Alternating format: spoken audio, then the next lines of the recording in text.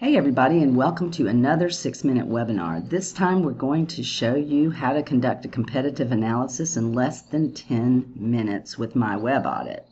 Now, in a previous video I covered why you need a competitive analysis and how to use it to win more clients and establish yourself as a consummate professional. Now I'm going to show you how to create it in record time with just a few pieces of information. But first, let's do a little review.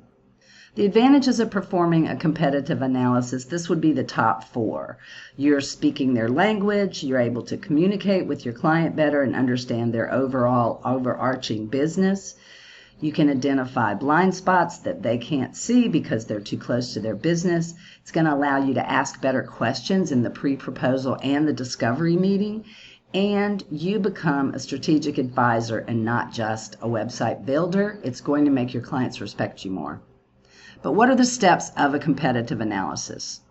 First, you identify the competitors, then you analyze their digital presence, assess their strengths and weaknesses, find patterns and gaps, and then compare that against your client. But this can be extremely time-consuming, and so we use AI to streamline this process. So let's look at an overview of how we do that.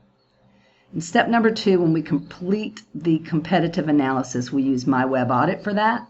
When we formulate the questions or create the project brief, we use ChatGPT or clause.ai. And then to conduct the pre-proposal meeting, when we record it, we use otter.ai. So today I'm going to do a walkthrough of how My Web Audit can do that competitive analysis for you in less than 10 minutes.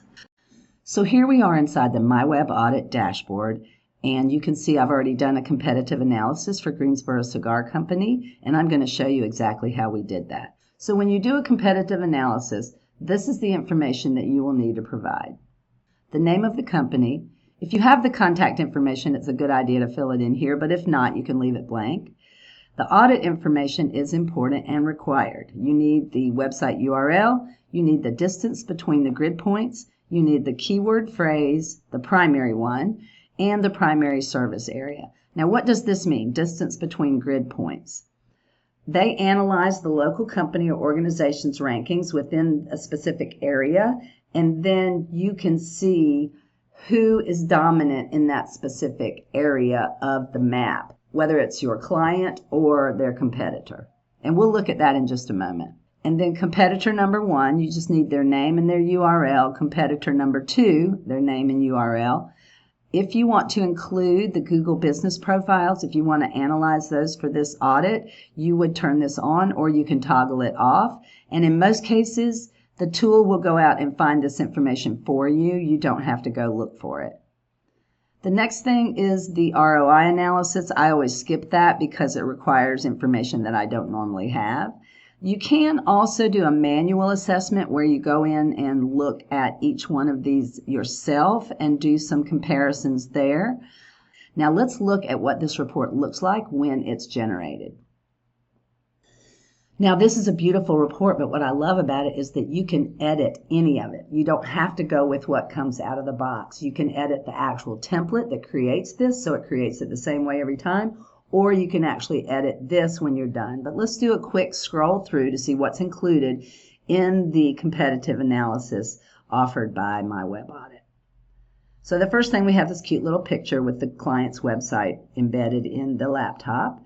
There's some forward information, your table of contents. There's an overview with a score here, and so everybody's in the yellow in this case. Then it does a website analysis, and our client is actually scoring higher than the competitors, which is a good thing.